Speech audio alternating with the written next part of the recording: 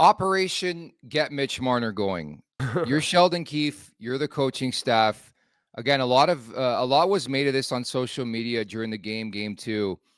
But I don't know. Again, everything you just mentioned about that top line, I don't know how you deviate from the Domi, Matthews, Bertuzzi connection right now. They're just playing way too well. How do you get Mitch Marner going? Because it's been a lot of the same through the first 2 games here, this Boston series that we've been accustomed to seeing in the Stanley Cup playoffs from this guy. Yeah, I honestly I don't know what it is right now, and I think it's just getting him in different situations and playing, and something has to get him going. But I don't think it's putting him on that top line. Like they're playing way too well right now to make that change, in my opinion. I don't know if you drag Paul down to the bench, maybe have like a little, he can be assistant coach there on the bench to yell at his kid. But something has to get going. Like when you're getting paid that kind of money and you want to be that kind of player, when you're trying to find a way to get a guy going in these kind of games, that there's a problem there, in my opinion. Like there's got to be another way where he has to be motivated and has to know that he has to change something to be successful come playoff time. Because right now he's not getting it done. But on the flip side of this, they're winning. They just won last night in Boston for the first time in 8 games. Huge, without William Nylander and without Mitch Marner. So that's something that they can build off of.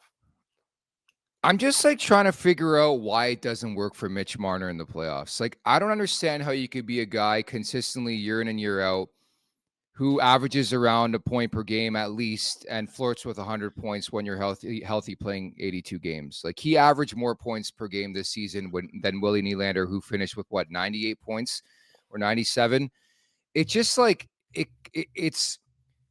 it's like mind-boggling, but you sort of understand. Like you watch the games and you get it that this is not an all-star game anymore. It's not the Yes. regular season. There's contact. You can't be on the perimeter. Like that's what I've really noticed from Marner is like he's always on the perimeter. Like what the hell was that 1T on the power play, man? Like he was going ass first into the boards, not known for his shot, and he misses the net and the puck's cleared. It's like some of the decision making, and I don't know if it's the Stanley Cup playoffs. I don't know if it's a time of year. It's very un-Marner like, where it gets to the playoffs and the decisions that he makes and excels at in the regular season, for some reason, doesn't translate to the playoffs. And I think that's a tipping point for everything, in my opinion. Yeah, and I think it has a lot to do with the style of play, right? Like we talk about playoff hockey, everything tightens up, everyone gets away with a little more. There's a little more obstruction, a little more stick work hitting, and he starts to disappear, right? Where it's the same theory. We would say a guy like Corey Perry or Patrick Maroon, like they could be non-existent in the regular season, but come playoff time, they can be effective players, right? Because that style fits them a bit better. But then there's also examples of like Patrick Kane, who like you could say is a perimeter player who plays in that lane, and he's had a ton of playoff success. So I'm not sure what it is to get him going, but like if this team wants to get over the hump and wants to finally chase down that Stanley Cup, when you have a guy making that kind of money in those kind of situations, he's got to answer the bell here at some point, because right now it's not working. Oh, plain and simple. But again, it's just like getting back to the point. It's like this guy is widely viewed throughout the league as an upper echelon player. I think we could both agree with that. Yep. What, top 30, top 25 in the league, at least right now? Like year after year, he has been consistent point production wise.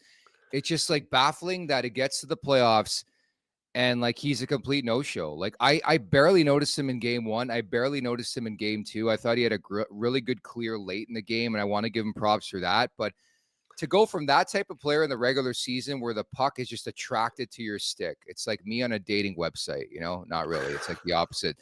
But it's like one of those things where the puck is always on his stick to the playoffs. It's like a fucking grenade, man. It's like, it's mind boggling. And then the bigger problem is like, he's going to come out in the offseason, through his agent and be like, I want this money. I want more than Nylander. But it's like, if you're the Leafs, just show the tape of the play last night. Like show the tape in the playoffs and be like, oh yeah. Like how are we supposed to pay you when we're trying to pay you for moments like this and you don't produce in moments like this? It's pretty simple to me. Like I think those negotiations are going to be so intriguing. And granted, there's still time for Marner to change that thought perception. I always like to bring up Steven Stamkos. Took like 10 seasons. He was 30. Finally got over that hump, and now he's widely regarded as one of the more clutcher players in postseason history. So that image of Marner can change, but watching play over and over again in the Stanley Cup playoffs, man, it's like, what's going on here?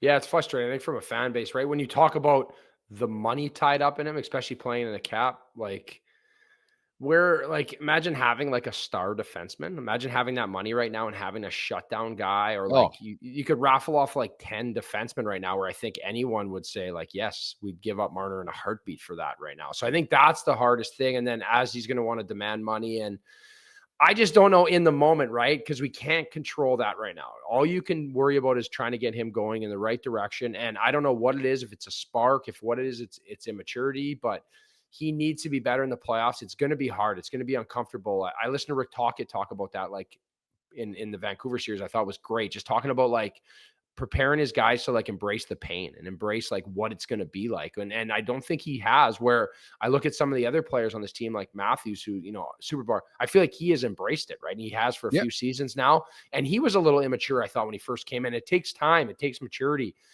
you know, and I hope he can get over that hump live as we're going through it. But right now it's been disappointing for the first two, that's for sure.